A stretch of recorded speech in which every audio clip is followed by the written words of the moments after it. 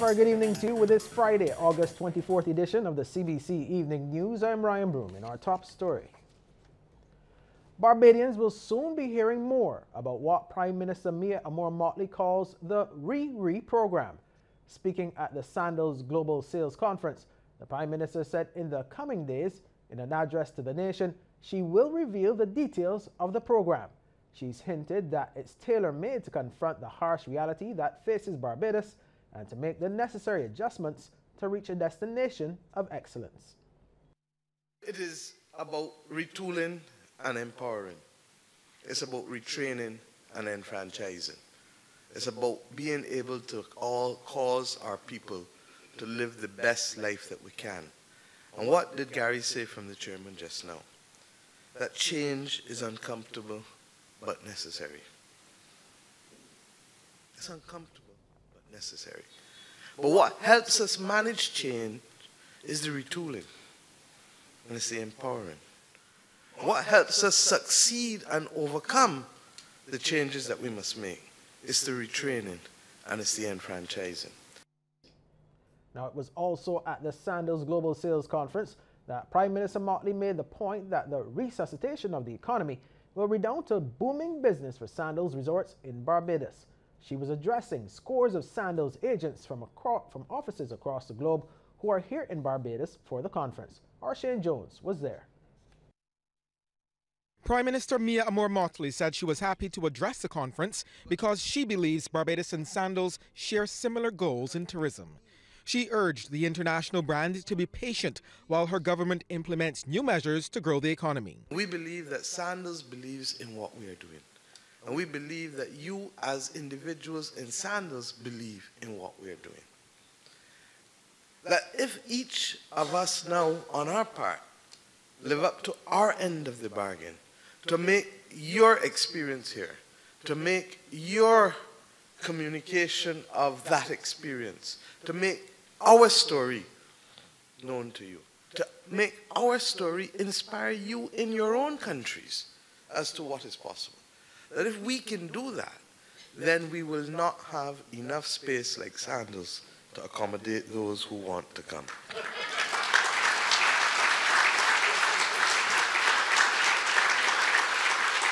With sales reps from as far away as Russia, Sandals Unique Vacations Inc. CEO Tammy Gonzalez gave them a refresher course on how the company started from 2 employees in one office. She reiterated the importance of perseverance and hard work.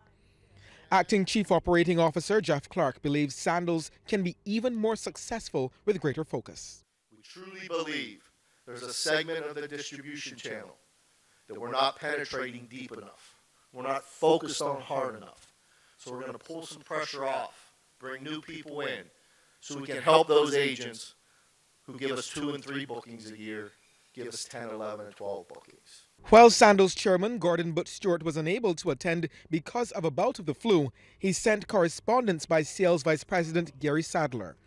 He believes that the strength of Sandals' advertising campaign can assist Barbados in reaching untapped markets. You know that the North American market has not been a traditional strong one for Barbados. However, it is our privilege to work alongside with local officials, promote at the Barbados Tourism Authority, as well as members of the hospitality sector to help develop and open this market. The 4-day conference ends on Monday. Shane Jones, CBC News. Thanks, Shane. Barbados and Caribbean governments have been cautioned about ruling out rehabilitation and alternative options as they move to combat crime.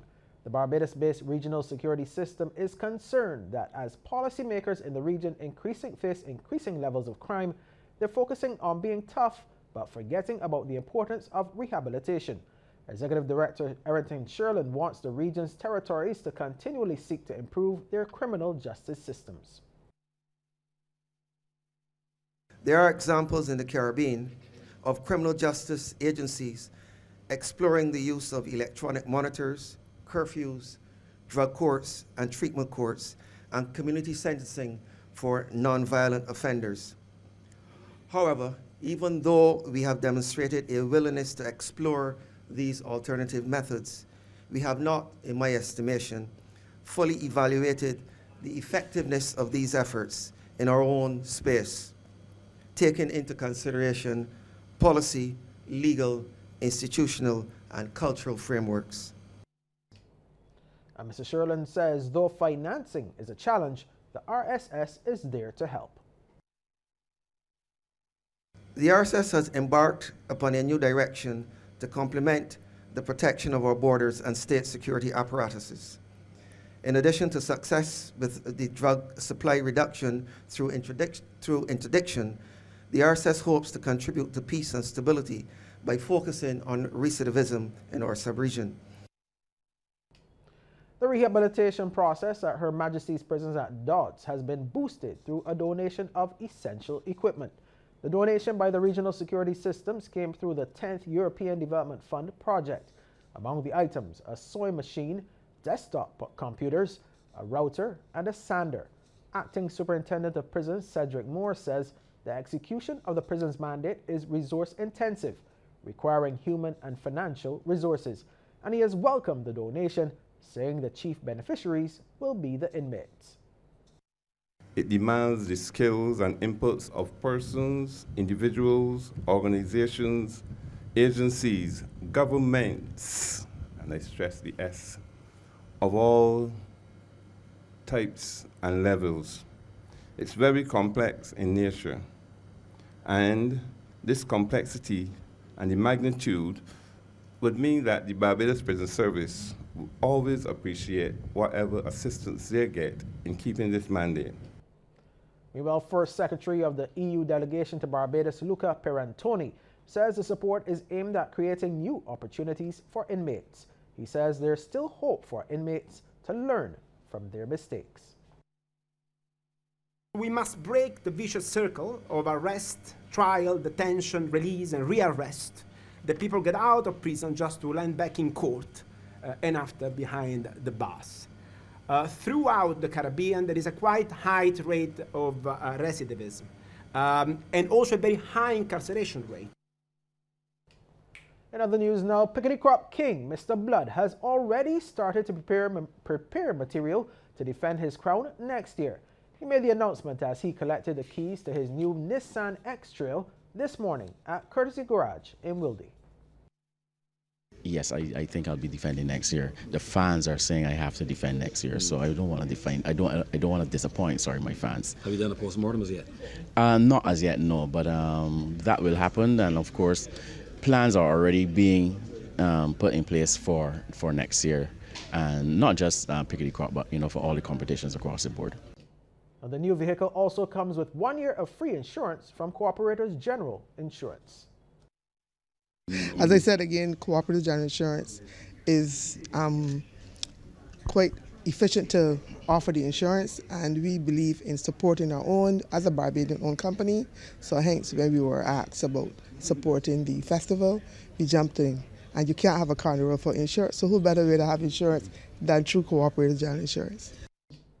Now to this item. Last night on the CBC Evening News, we stated that a St. George community-based project was being done through the Constituency Council. However, it is in fact the St. George South Development Trust, which is carrying out the cleanup work near Jordan and Ellerton under its chairman and MP for the area, Dwight Sutherland. The St. George South Development Trust was founded in 2012. Welcome back. Well, a recent audit of the secondary school system has revealed it contains more than 100 unregularized positions. Chief Education Officer Karen Best made the disclosure during an orientation seminar for the new Board of Management members of secondary schools. We did an audit, I think about a year ago, and it showed up that we have 141 positions in the secondary system that have not been regularized. So there's some persons who are working, but they don't have a post.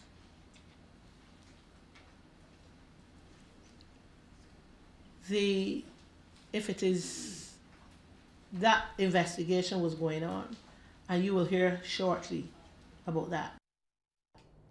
Also present at that orientation was Acting Education Minister, Senator Lucille Moe. she urged the new board members to maintain high levels of integrity and other values when exercising their duties. I want to encourage you to, as members of the boards of management, to have your own core values, integrity, and dedication to excellent service to the education system and respect for all individuals. These are all values worthy to emulate. It is my belief that you should incorporate them as anchor points in every decision you make as a board. All it took was a single $2 ticket, and now one lucky woman has millions of reasons to celebrate. Details on the identity of the winner are scanty, but we do know she bought her ticket at the Ready Kilowatt Co-op Society Limited at the Garrison, St. Michael. Attorney at law Andrew Willoughby, who collected the winnings on her behalf, would only reveal that she's single and in her 40s. Mr. Willoughby says the winner intends to put her $2,470,000 bounty to good use. She said she'd been using the money to pay some bills, pay off some debt, pay her mortgage. She is a very shy person, very, very shy person. I was informed by a third party, and when I actually saw the winner, she's still in shock. Even though it was won some time ago, she's still in shock, disbelief. But she's very happy, and I'm hoping to have this process over with as soon as possible so that I can get the funds to her. Meanwhile, Shelley Ann Hee Chung, Site Operations Manager of IGT Global Services Limited, reminded lottery players to check their tickets thoroughly. But what you find happening is that we may have players who may check their tickets, they did not win the jackpot, and they automatically think, I didn't win the jackpot, so therefore I didn't win anything. What we have now is approximately 15% of that value that is unclaimed, which means that we have persons out there who did not check their tickets, so they have unclaimed prizes.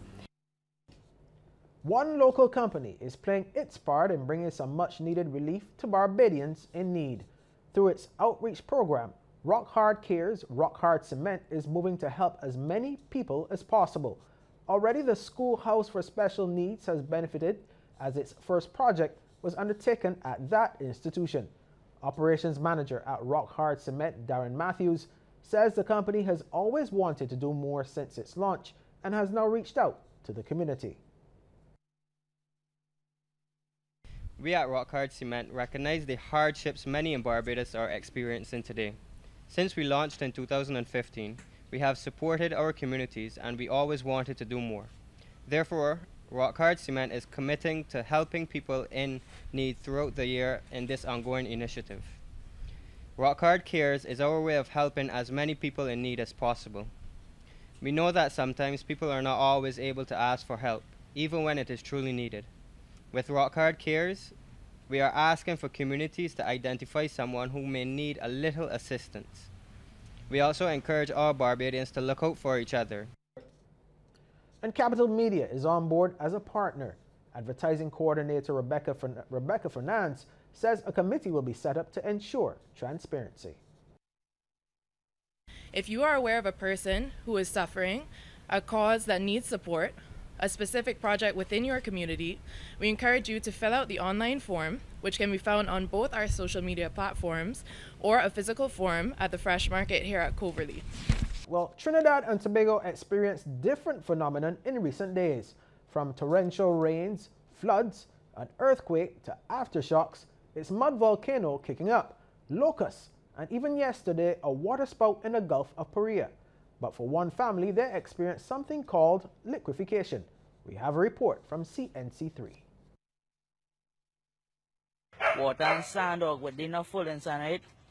You know the normal sand we are accustomed to it full in sand, right? Just like quicksand. This video captured Brian Williams and his relatives a few minutes after Tuesday's earthquake. The 6.9 earthquake left cracks and a strange occurrence of liquefied earth coming to the surface. Today we visited the Williams family at Calcandy Road, Felicity. Brian, who was in the video, showed us his backyard and the large cracks. He says the liquefaction had stopped. All about in the back of the land was just mud and water coming up out of the ground, like spring, but it wasn't normal sand that we fill the land with, and it was normal water, so it was just coming up and running, and that kept going on for like the whole entire evening to night into the morning, the next morning, and it started to ease up, and up to, well, yesterday it under easing up, so it under dying off yesterday. So what is liquefaction? Liquefaction occurs in saturated soils, that is, soils in which the space between individual particles is completely filled with water. Brian says officials from the University of the West Indies visited and they took tests. The theory that is that how it have plenty water around the land, it could be that the soil underneath with the earthquake, air pockets, something like an air pocket with the water and the sand mixed together that make it come up. Former Bahamian Prime Minister Perry Christie has been explaining why he declined a Government National Honor Award. Christie, along with another former Prime Minister, Hubert Ingram, were to receive the Order of the Nation Award. This is bestowed upon all people who served as Governor General or Prime Minister. The honor would have entitled them to be called Most Honorable. We have a report from our news. It was recently reported in a local daily that both Christie and Ingram would not be accepting the national honors. Ingram refused to give his reasons for refusing the national honor. However, Christie explained that he wrote to Governor General Dame Marguerite Pinling declining the award due to matters that have transpired since the Free National Movement took office last May. I told her in a letter that due to circumstances and developments that have taken place since the elections, I would not wish to accept the award at this time. Those circumstances Christie referred to are the criminal charges brought against former Cabinet Minister Shane Gibson and Kenred Dorset, as well as former PLP Senator Frank Smith. Gibson and Dorset are both facing bribery charges, while Smith is accused of extortion and bribery.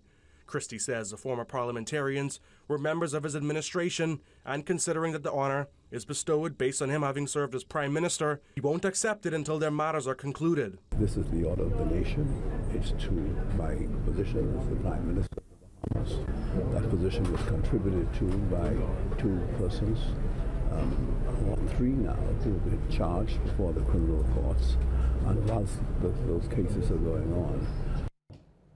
Dominica's Citizenship by Investment program was named Best in the World for the second year.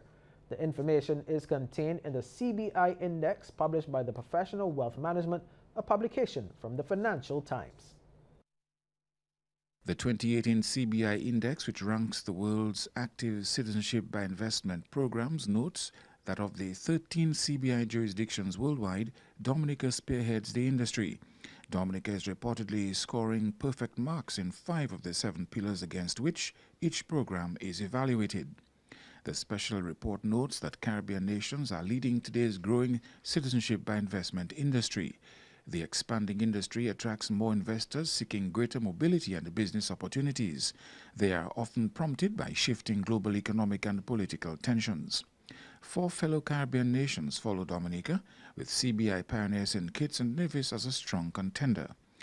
The programs assessed in this year's CBI Index include those offered by Antigua and Barbuda, Austria, Bulgaria, Cambodia, Cyprus, Dominica, Grenada, Jordan, Malta, St. Kitts and Nevis, St. Lucia, Turkey, and Vanuatu.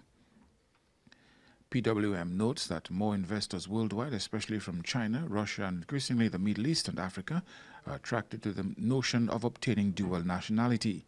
This trend is predicted to grow among global families affected by socio-political instability in their home countries or international business persons seeking expanded visa-free travel and business opportunities. Well, a sneak peek into the world of sports is just ahead with Anne-Marie Burke, but first, here's a tip from Cooperators General Insurance. This tip of the day is brought to you by Cooperators General Insurance Company Limited. Insurance the way you want it to be. Do not wait until the imminent approach of a hurricane to insure your home and contents. Secure insurance coverage early this hurricane season. Cooperators General Insurance, helping you to be prepared this hurricane season.